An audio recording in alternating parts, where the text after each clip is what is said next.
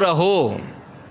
تو جو کوئی شخص کسی پیر کامل کا ہو رہتا ہے، آڑے وقت کامل پیر کی برکت سے نجات کا سامان ہو جاتا ہے۔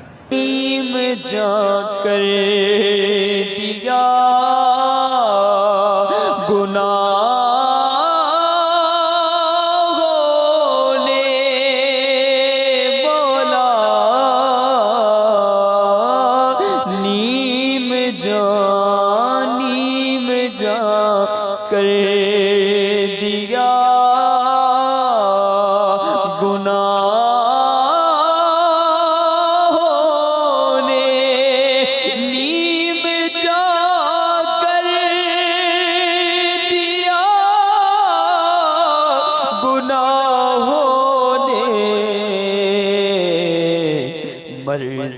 سیا سے دے شفا یا رب، مرض اسیا سے دے شفا یا رب، آہت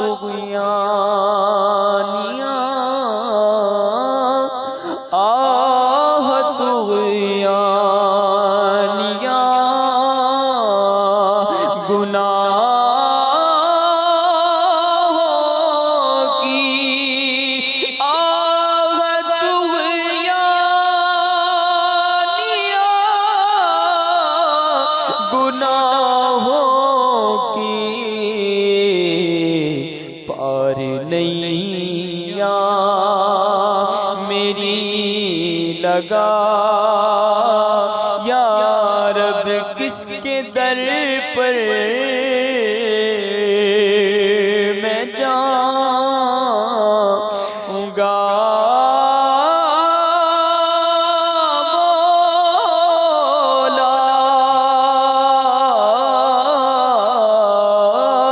کس کے در پر، کس کے در پر میں جاؤں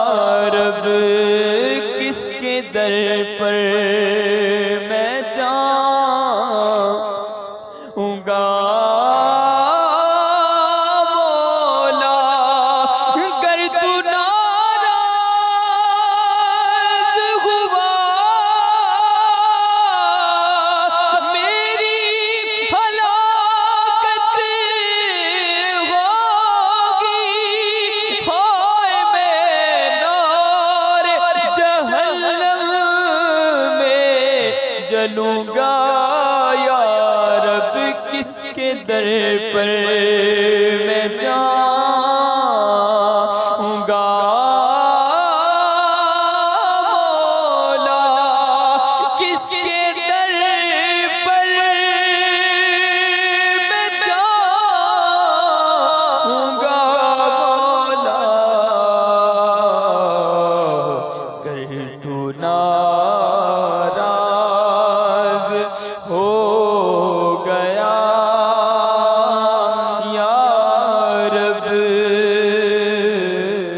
اس کے بعد آپ نے ملاحظہ کیا سلسلہ کامیابی کا راستہ اور امیر اہل سنت دامت برکاتہم العالیہ کے ہمراہ عاشقان رسول کا طعام۔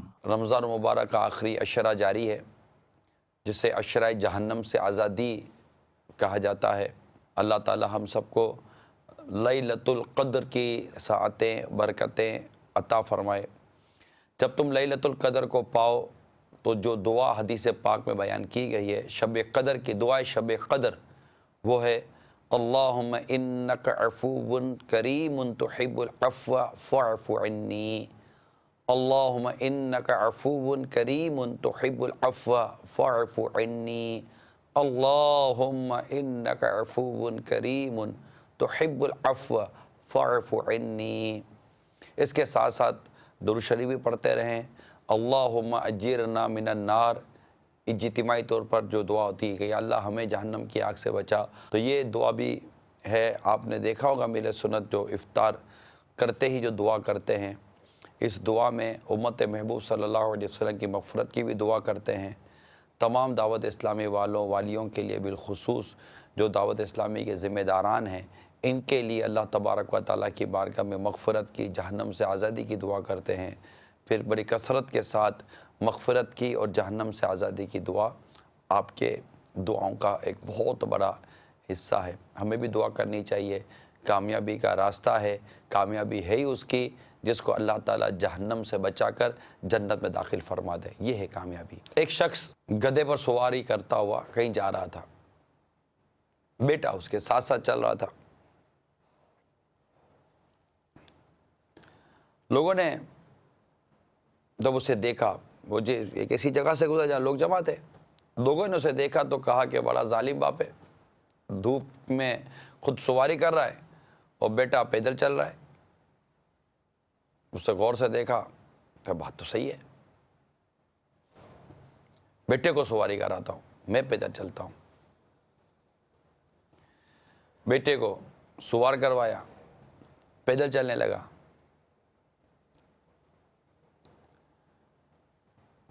پھر ایک آبادی کے پاس سے گزرے, لوگ دیکھ رہے تھے, تو کہنے والوں نے کہا کہ عجیب بیٹا ہے, ایسا ظالم بیٹا ہوتا ہے کوئی, باپ کو دھوپ میں چلا رہا ہے, خود مزے سے سواری کر رہا ہے. دونوں باپ بیٹے سوچنے لگے بات یہ بھی صحیح نہیں ہے. بیٹا سواری سے اتر گیا, اب کیا کریں, چلو بیٹا دونوں سوار ہو جاتے ہیں.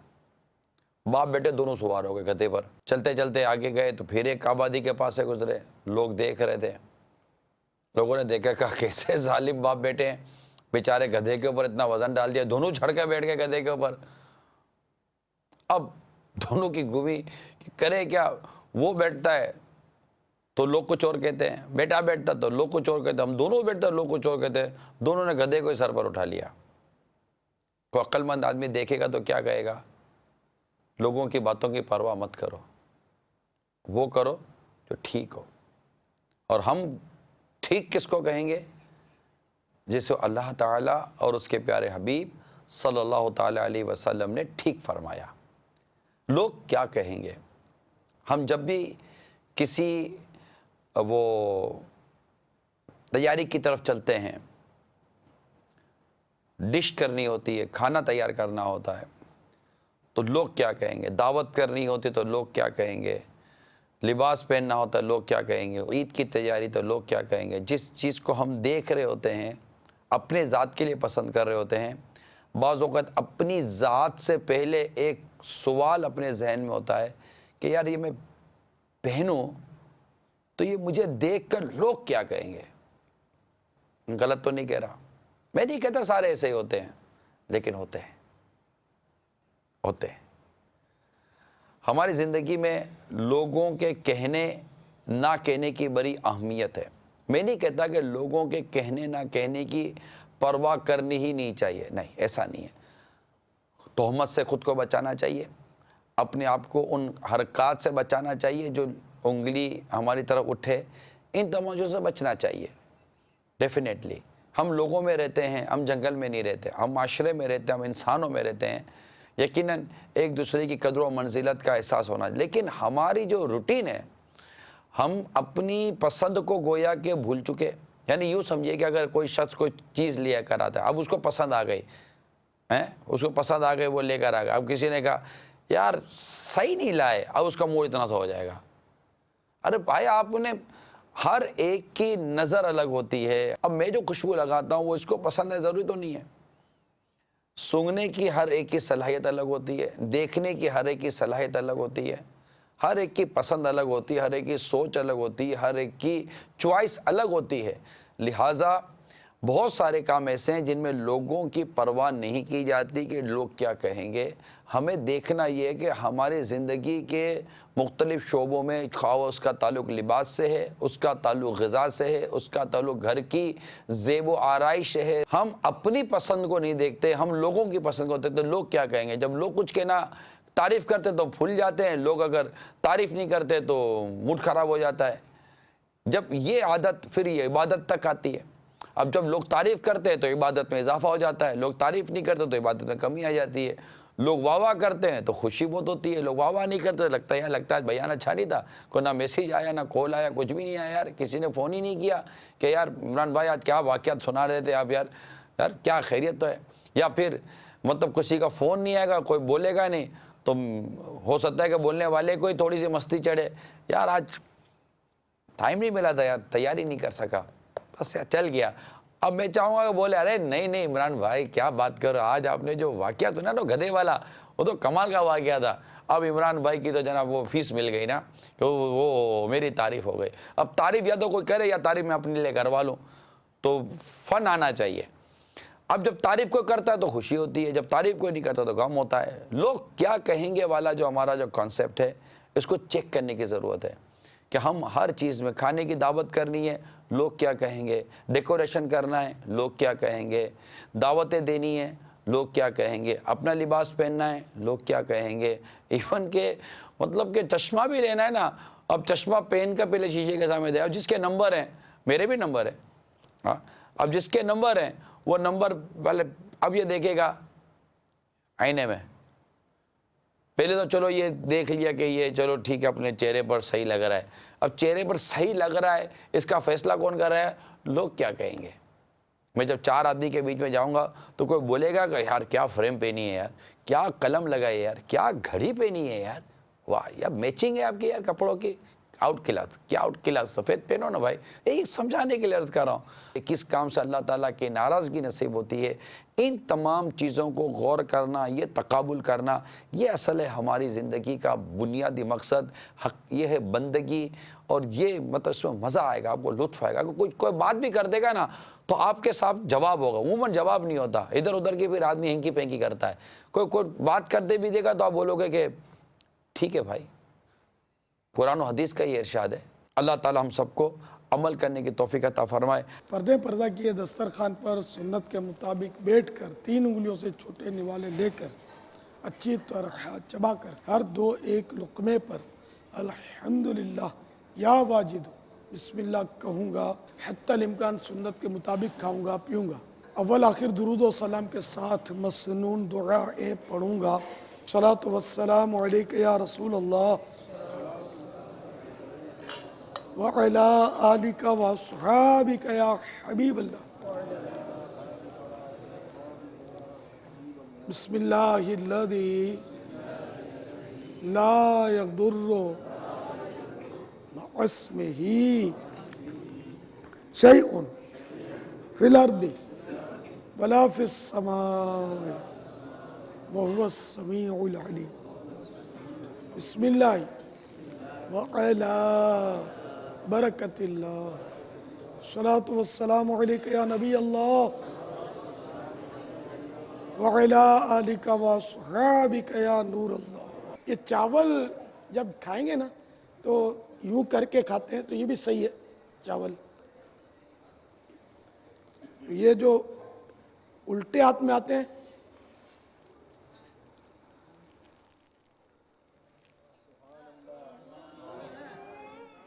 دسترخوان سے اٹھائیں گے تو الٹے ہاتھ سے اٹھا کر الٹے ہاتھ سے اٹھائیں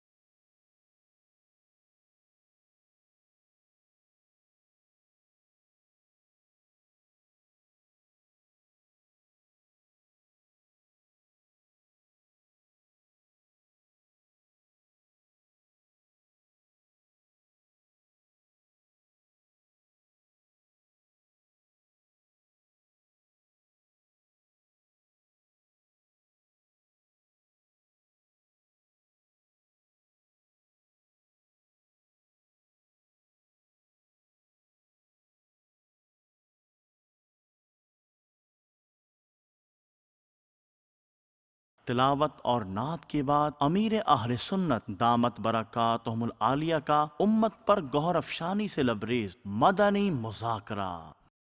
اب اس کا کیا کریں؟ میری 60 برس کی زندگی، میری 40 برس کی زندگی، میری 50 برس کی زندگی ایسے ہی گزر گئی۔ مکتبۃ المدینہ کا ایک رسالہ ہے بیٹے کو نصیحت، یہ حدیث پاک ہے، سرکار کا ارشاد ہے صلی اللہ تعالی علیہ وآلہ وسلم، بندے کا غیر مفید کاموں میں مشغول ہونا اس بات کی علامت ہے کہ اللہ عز و جل نے اس سے اپنی نظر عنایت پھیر لی ہے، اور جس مقصد کے لیے بندے کو پیدا کیا گیا ہے اگر اس کی زندگی کا ایک لمحہ بھی اس کے علاوہ گزر گیا تو وہ اس بات کا حقدار ہے کہ اس کی حسرت طویل ہو جائے، اور جس کی عمر 40 سال سے زیادہ ہو جائے اس کے باوجود اس کی برائیوں پر اس کی اچھائیاں غالب نہ ہو تو اسے جہنم کی آگ میں جانے کے لیے تیار رہنا چاہیے۔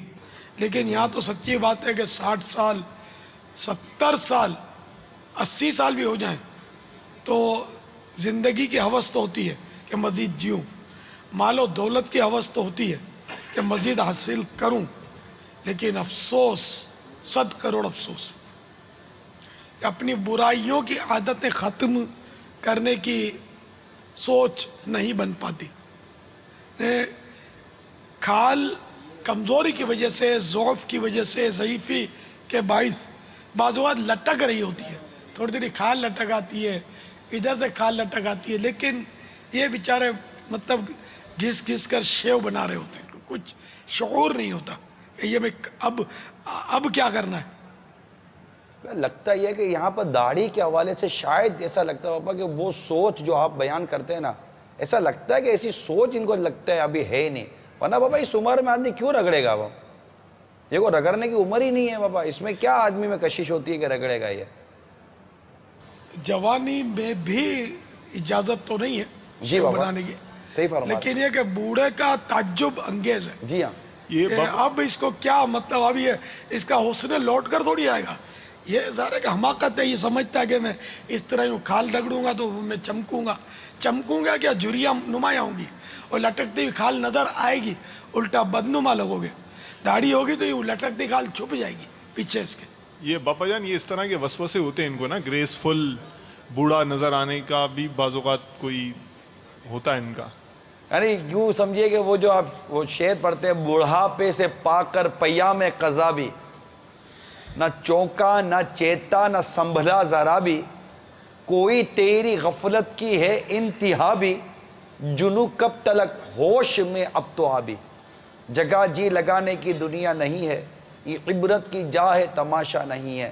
یہ جو ابھی جس طور توجہ دلا نا بھائی، یہ ابھی کلچر ہے، بال تورے وہ بنے سورے بال، یہ گھسی ہوئی جلد اور وہ ڈریسنگ، اور اس میں بھی مطلب بالکل ترکیب کہ مطلب میں لگوں، پھر وہ تھوڑا سا وہ کالا رنگ بھی کریں گے، سفیدی بھی نظر آنی چاہیے، ایسا مطلب عجیب و غریب قسم کی ترکیب ہے کہ یہ شاید اسی کو یہ گریسفل کہنا چاہ رہے ہیں کہ میں بالکل انوکھا بوڑھا لگوں اور مجھے لوگ دیکھ کر تھوڑا سا مطلب مجھے کشش میرے اب بھی مطلب یہ مصنوعی کشش لانے کی کوشش کر رہے ہیں اپنے اندر۔ اسلامی بہنوں میں بھی، بوڑھی اسلامی بہنوں میں بھی اس طرح کی نا یعنی ایک جگہ ہے، یعنی ان میں زیادہ اس سوچ کا علاج کریں پاپا، کچھ مدنی پھول عطا فرمائیں۔ الموت، اللہ اکبر، اس یہ موت آ کر سنبھال لے گی، مرتے مرتے بھی مطلب یعنی کہ بولیں گے کہ ہمارے بال عمر کی وجہ سے سفید تھوڑی ہوئے، تو فکروں کی وجہ سے سفید ہو گئے، نزلے سے سفید ہو گئے، ٹینشن فکریں سیم تھنگ، تو ان کی وجہ سے، نزلے کی وجہ سے سفید ہو گئے، باقی عمر اتنی تھوڑی ہے۔ یہ یوں کہتے موت آپ پہنچی کہ حضرت جان واپس کیجئے، اب بہت ہو گیا۔ یہ واقعی یعنی کہ بہت بری حالت ہے۔ رب کو راضی کرنے کی سوچ، پھر قبر و آخرت کی سوچ کہاں سے لائی ہے؟ اب مرنے کے بعد تو سبھی کو سوچ مل جاتی ہوگی کہ بھول کر لی ہے دنیا میں، اب دنیا میں واپسی ملے گی نہیں. ایک ہی بار مطلب ہم آئے ہیں، اب آئے ہیں سو آئے ہیں، جب چلے گئے اب واپسی، اب حشر میں بس اٹھنا ہوگا قیامت کے روز. وہ کیا منظر ہوگا، کیا کیفیات ہوگی. پارہ 28 سورۃ المنافقون. یا ایھا الذین آمنوا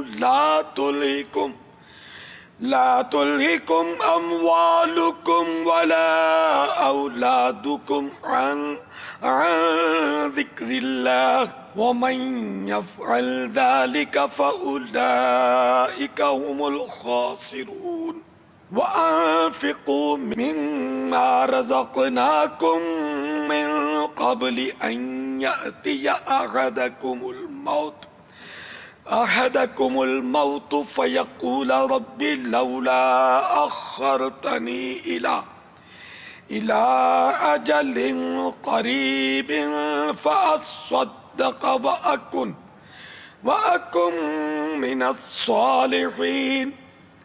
وَلَن يُؤَخِّرَ اللَّهُ نَفْسًا إِذَا جَاءَ أَجَلُهَا وَاللَّهُ خَبِيرٌ بِمَا تَعْمَلُونَ. بڑے غور سے حاضرین ناظرین اس کا ترجمہ سنیں. ہماری زندگی کا بہت زیادہ اس میں مقصد بیان کیا گیا ہے. اے ایمان والو، تمہارے مال نہ تمہاری اولاد، کوئی چیز تمہیں اللہ کے ذکر سے غافل نہ کرے، اور جو ایسا کرے تو وہی لوگ نقصان میں ہیں. اور ہمارے دیے میں سے کچھ ہماری راہ میں خرچ کرو قبل اس کے کہ تم میں کسی کو موت آئے پھر کہنے لگے اے میرے رب، تو نے مجھے تھوڑی مدت تک کیوں مہلت نہ دی کہ میں صدقہ دیتا اور نیکوں میں ہوتا. اور ہرگز اللہ کسی جان کو مہلت نہ دے گا جب اس کا وعدہ آ جائے، اور اللہ کو تمہارے کاموں کی خبر ہے. تو اللہ تبارک و تعالی ہمارے بڑے بوڑھوں کو بھی، نوجوانوں کو بھی، کیونکہ اب بڑا بوڑھا تو خیر وہ سمجھے اپنے، لیکن نوجوان بھی تو غفلت کا شکار ہے. اور مرنا تو سبھی نے، اور جوانی میں بھی تو مرتا ہی ہے نا. بچہ بھی مرتا ہے، لڑکپن میں بھی موت آتی ہے، ادھیڑ عمر میں بھی موت آتی ہے. اور بڑھاپے میں یوں زیادہ، یعنی کہ وہ ہے کہ بڑھاپے میں جب بندہ پہنچا تو اس نے ساری منزلیں طے کی، بچپن، جوانی، ادھیڑ عمر، اور یہ سب گزر گئی. اب پلٹ کر یہ عمریں آئیں گی نہیں. اب آگے سوائے قبر کے گڑھے کے اور کوئی مکان نہیں. اب کیا کوٹھی عالیشان مکان بنائے آدمی اور کیا حسرتیں کرے، اب کچھ ہے نہیں اس کے لیے. یہ مکان بنائے گا بھی تو بیچارہ وہ دنیا میں کہاں رہے گا. غوث پاک کی طرف منصوب قول بھی ہے غنیت الطالبین کے حوالے سے کہ بندہ مطلب نئے کپڑے کی تیاری کرتا ہے، اس کا کفن تیار ہو چکا ہے، وہ مکان کی تیاری کرتا ہے، لیکن اس کی قبر کا گڑھا اس کے لیے خود کر تیار ہو چکا ہوتا ہے. یہ بازاروں میں غفلت کے ساتھ پھر رہا ہوتا ہے اور اس کا کفن وہ تیار ہو چکا ہوتا ہے. تو اس طرح مطلب یہ کہ ہماری قبر کی جگہ متعین ہے کہ کہاں ہم نے دفن ہونا ہے، ہمیں پتہ نہیں. کیا پتہ یہ جو قبر کھودی گئی ہے وہ ہمارے لیے ہو کہ یہ کل آ رہا ہے. رب کو سب پتہ، ہم کو نہیں پتہ. تو ہمیں مطلب بہت چوکنا رہنے کی ضرورت ہے، ہر وقت الرٹ رہنے کی ضرورت ہے. سوتے وقت کاش یہ تصور بندے کہ نہ جانے آنکھ کھلے گی یا نہیں کھلے گی. ایسے کئی ہیں کہ جو سوتے ہیں تو سوئے رہ جاتے ہیں، کہ غسال آتا ہے اور وہی کپڑے کینچیوں سے کاٹ کے نکالتا ہے، بندہ اٹھ نہیں پاتا. بہرحال یہ کہ میرے پیارے پیارے میٹھے میٹھے سے بھائیوں، اپنی اوقات کو یاد رکھے بندہ، اپنی زندگی کے مقصد کو سمجھے. ہم نے زندگی کے مقصد کو بھلا دیا، زندگی کا مقصد عبادت تھا اسے فراموش کیا، اور ہم نے ذہن یہ بنایا کھاؤ پیو جان بناؤ، زندگی عیش میں گزارو، یار دنیا میں آئے کائے کوئی، کھائیں پیئیں بس موج کریں، لیکن ہم اس لیے نہیں آئے۔ وما خلقت الجن والانس الا لیعبدون، اور ہم نے جنوں اور انسانوں کو اپنی عبادت کے لیے پیدا کیا، اللہ نے اپنی عبادت کے لیے ہمیں پیدا کیا ہے، تو ہمیں اپنی زندگی کے مقصد کو سمجھنا چاہیے۔ صلو علی الحبیب صلی اللہ تعالی علی محمد۔ مدنی مذاکرے کے بعد دیکھا سلسلہ فیضان سحری اور امیر اہل سنت دامت برکاتہم العالیہ کی سحری کے مناظر۔ بہت ساری ایسی خصوصیات ہیں جو آقا صلی اللہ تعالی علیہ وآلہ وسلم کے صدقے سے اس امت کو میسر ہیں، ہمارے لیے بڑی آسانیاں ہیں، بہت سارے فضائل ہیں، ایسے فضائل ہیں کہ دیگر انبیاء کرام نے تو رب عز و جل کی بارگاہ میں اس کے لیے سوال کرنا چاہا کہ یا اللہ عز و جل یہ فضیلت جو ہم نے پڑھی ہے لوح محفوظ میں، تو یہ چیز میری امت کو عطا فرما۔ تو اللہ تبارک و تعالیٰ نے یہ ارشاد فرمایا، حضرت موسیٰ علیہ السلام کے حوالے سے اس طرح کی بہت طویل کی روایت ہے کہ اے موسیٰ یہ فضیلت تو میں نے اپنی محمد صلی اللہ تعالی وسلم جو میرے محبوب ہیں اس کی امت کو عطا کر دی ہے۔ تو دیکھیے ایک امتی ہونے کے ناطے کیا یہ ہمارا فرض نہیں بنتا کہ جس آقا صلی اللہ تعالی وسلم کے صدقے سے بن مانگے ہمیں اتنی فضیلتیں عطا ہوئیں، اتنی آسانیاں عطا ہوئیں، اور وہ کچھ عطا ہوا کہ جس کا دیگر انبیاء سوال کیا کرتے تھے۔ اب یہ ہم پر ڈیپینڈ کرتا ہے کہ ہم اس سے کتنا مستفیض ہوتے ہیں۔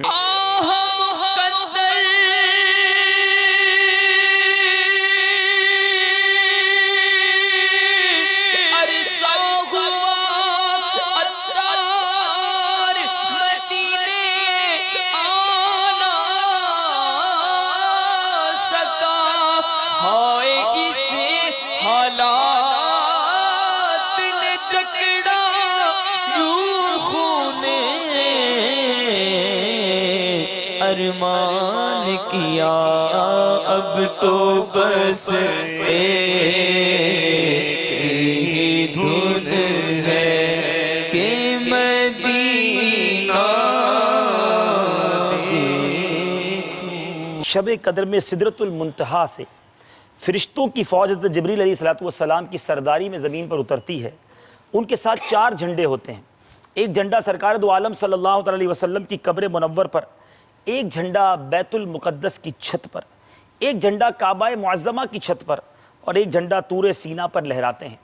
پھر یہ فرشتے مسلمانوں کے گھروں میں تشریف لے جا کر ہر مومن مرد و عورت کو سلام کرتے ہیں اور کہتے ہیں سلام، یہ اللہ عز و جل کا صفاتی نام ہے، سلام تم پر سلامتی بھیجتا ہے، مگر جن گھروں میں شرابی، خنزیر کا گوشت کھانے والا اور بلا وجہ اپنی رشتہ داری کاٹ دینے والا رہتا ہو، ان گھروں میں یہ فرشتے داخل نہیں ہوتے۔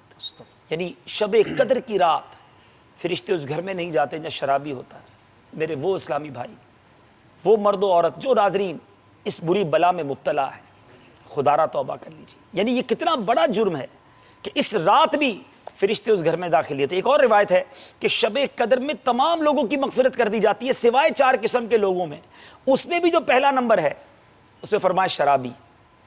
آج کولڈ ڈرنک کی طرح شراب پی جا رہی ہے، رمضان میں نہیں پیئیں گے تو چاند رات کو پیئیں گے، عید ملن میں پیئیں گے، دوستوں کے ساتھ بیٹھ کر پیئیں گے۔ خدا را یہ عادت چھوڑ دیجیے، گندی شراب ہے، یہ بدبو والی، بےہودہ اور دماغ معوف کرنے والی شراب ہے۔ تھوڑا صبر کر لو، انشاءاللہ بخشش ہو گئی، جنت میں جانا ہو گیا، اللہ راضی ہو گیا تو جنت میں جنتیوں کو شراب طہور پلائی جائے گی، ہم وہاں شراب پیئیں گے، وہ پاکیزہ شراب پیئیں گے۔ کیوں یہ گندی شراب کے قریب جائیں؟ لوگ کہتے ہیں ہم شراب پیتے نہیں مگر شرابیوں کے ساتھ بیٹھتے ہیں، ہمارے دوست پیتے ہیں ہم صرف بیٹھتے ہیں، ہم جوا نہیں کھیلتے مگر ہمارے دوست ذرا کھیل لیتے ہیں، وہ نشہ کرتے ہیں ہم نشہ نہیں کرتے۔ ایسے لوگوں کے پاس ہم بیٹھے بھی کیوں جائیں ان کی محفل میں؟ ارے بیٹھنا ہے تو ایسے لوگوں کے ساتھ بیٹھو نا جب رحمتیں نازل ہوتی ہیں، جب برکتیں نازل ہوتی ہیں۔ ایک بڑی پیاری روایت حدیث پاک کا خلاصہ ہے کہ اللہ تعالیٰ کے کچھ فرشتے جو آسمان پر جو سیاحت کرتے رہتے ہیں، زمین و آسمان میں، جہاں اللہ کے ذکر، اس کے حبیب کے ذکر کی محفل دیکھتے ہیں، اسے ڈھانپ لیتے ہیں۔ فارغ ہو کر جب رب کی بارگاہ میں جاتے ہیں، رب ارشاد فرماتے ہیں فرشتوں کہاں سے آ رہے ہو؟ فرشتے عرض کرتے ہیں مولا ایک جگہ تیرے بندے تیرا ذکر کر رہے ہیں، محفل انہوں نے ایک اجتماع سجایا ہوا ہے، خلاصہ عرض کر رہا ہوں۔ رب ارشاد فرماتے ہیں میرے بندوں انہوں نے مجھے دیکھا ہے۔ فرشتے عرض کرتے ہیں مولا دیکھا نہیں، ارشاد ہوتا ہے اگر دیکھ لیتے تو کیا کرتے؟ ارشاد فرماتا ہے، عرض کرتے ہیں مولا اگر دیکھ لیتے تو بڑے والہانہ انداز میں مزید تجھے یاد کرتے، مزید تیرا ذکر کرتے۔ فرشتوں سے پیارا اللہ تبارک تعالیٰ ارشاد فرماتا ہے وہ کس چیز سے پناہ مانگ رہے تھے؟ عرض کرتے ہیں مولا جہنم سے پناہ مانگ رہے تھے۔ فرشتے اللہ تبارک تعالیٰ ارشاد فرماتا ہے اگر جہنم انہوں نے دیکھی ہے؟ عرض کرتے دیکھی نہیں۔ فرمایا دیکھ لیتے تو؟ کہا مولا اگر جہنم دیکھ لیتے تو مزید روتے، مزید گڑ گڑاتے، رقت قلبی کے ساتھ تجھ سے پناہ مانگتے۔ اچھا یہ بتاؤ کس چیز سے کیا مانگ رہے تھے؟ عرض کرتے مولا جنت مانگ رہے تھے۔ ارشاد ہوتا ہے جنت دیکھی ہے؟ عرض کرتے مولا جنت دیکھی نہیں۔ فرمایا دیکھ لیتے تو کیا کرتے؟ کہا مولا دیکھ لیتے تو مزید گڑ گڑاتے، خوب رقت قلبی سے جنت مانگتے۔ اب رب کا دریائے رحمت جب جوش میں آتا ہے، ارشاد ہوتا ہے فرشتوں گواہ ہو جاؤ جن بندوں نے مجھے دیکھا نہیں اور میرا ذکر کر رہے ہیں، جنت دیکھی نہیں مگر جنت مانگ رہے ہیں، جہنم دیکھی نہیں مگر جہنم سے پناہ مانگ رہے ہیں، اے فرشتوں گواہ ہو جاؤ میں نے سب کی مغفرت فرما دی۔ فرشتے عرض کرتے ہیں مولا ان میں ایک بندہ ایسا بھی تھا جو وہاں ذکر کرنے نہیں آیا تھا، بلکہ وہ تو کسی سے ملنے آیا تھا، کسی پرسنل کام سے آیا تھا۔ تو ارشاد ہوتا ہے یہ وہ لوگ ہیں جن کا ہم نشین بھی محروم نہیں ہوتا، اے فرشتوں گواہ ہو جاؤ میں نے اس کی بھی مغفرت کر دی۔ ایک یہ محفل ہے کہ جہاں ملنے والا بھی بخشا جائے، ایک وہ محفل ہے جہاں رب کی طرف سے یوں سمجھیے کہ لعنت طاری ہوتی ہے شرابیوں پر۔ کھانے کے بعد کا وضو کروں گا، عبادت پر قوت حاصل کرنے کے لیے کھاؤں گا پیوں گا، سحری کی سنت ادا کروں گا، کل کا رمضان کا فرض روزہ رکھوں گا، الٹے ہاتھ میں روٹی پکڑ کر سالن کے برتن کے اوپر کر کے اس احتیاط کے ساتھ سیدھے ہاتھ سے نوالا توڑوں گا کہ روٹی کے ذرات برتن ہی میں گریں۔ الصلاۃ والسلام علیک یا رسول اللہ وعلی آلک واصحابک یا حبیب اللہ۔ بسم اللہ الذی لا یضر مع اسمہ شیء فی الارض ولا فی السماء وهو السمیع العلیم۔ بسم اللہ وعلی برکت اللہ۔ الصلاۃ والسلام علیک یا نبی اللہ وعلی آلک واصحابک یا نور اللہ۔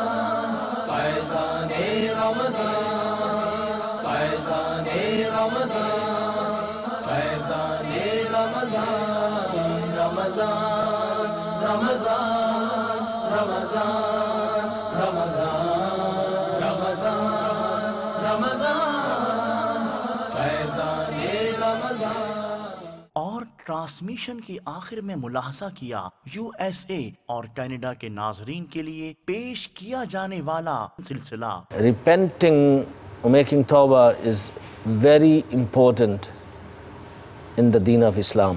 Sincere tawbah یہ ایسی چیز ہے کہ گناہ کو نامہ اعمال سے دھو ڈالتی ہے، جیسا کہ اللہ تعالیٰ قرآن کریم میں ارشاد فرماتا ہے وَهُوَ الَّذِي يَقْبَلُ التَّوْبَةَ عَنْ عِبَادِهِ وَيَعْفُو عَنِ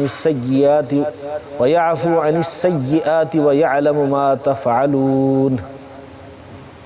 ترجمہ کنز الایمان۔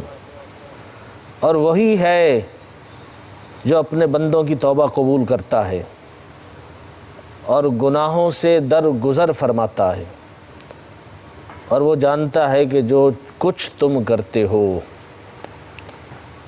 And our beloved Nabi sallallahu alaihi wasallam has said in this regard, "At-taibu min adh-dhanbi kaman la dhanba lah." One who repents from his sins, he is as if he has not committed a sin. An ayat and a hadith was recited in which we learnt that there's a lot of hope that even we know that we are sinners and we know that we are not worthy of doing any good deed. But if we accept and acknowledge and confess our sins and wrongdoings in the court of Allah Azza wa Jal and regret from that what we have done and feel ashamed in the court of Allah Azza wa Jal, then the hope of forgiveness is very great. There's a hadith mubarakah that really gives a lot of hope, and I would like to read it out here to set the precedent of the discussion. Hazrat Sayyidina Anas radiyallahu ta'ala anhu narrates that Rasulullah sallallahu alayhi wa sallam has said that Allah subhanahu wa ta'ala says, so it's a hadith Qudsi, O Ibn Adam, whenever you called me and you returned to me, I forgave your sins and I don't care about it. O Ibn Adam, even if your sins reach to the limit of skies, I mean they're too huge, and then you seek forgiveness from me from those sins, I will forgive you. And my being is carefree. O Ibn Adam, if you meet me in this condition, that your sins have covered the whole earth, but you have not committed shirk, you have not worshipped anyone other than Allah Azza wa Jal, Allah says, then too I will forgive your sins. Indeed, Tawbah is one of those tools of hope for any Muslim. No matter how far we can drown in sins and sinning, there is always a way out for us. As long as was mentioned in the hadith, that the person doesn't do shirk and worship other than Allah Azza wa Jal. Our Islam, Alhamdulillah Azza wa Jal, Islam promotes positivity actually. It promotes what we call PMA, positive mental attitude. That we must have a positive thinking, have a positive lifestyle, these kind of things. And it keeps us away from negativity. That sometimes people do commit sins and then after that they delay in repentance. I've got a booklet, one of the booklet of Amir Ahl Sunnat, which is the cause of the river. From here I would like to quote something which is related to that when one commits a sin, he should instantly repent to Allah Azza wa Jal, and if he repeats the sin again, he must repent again and again and again. No matter how many times he commits sins, he should repent. One must never lose hope in the mercy of Allah Azza wa Jal. His mercy has no bounds. Forgiving sins does not decrease His mercy. So we must constantly repent and plead to Him for His forgiveness.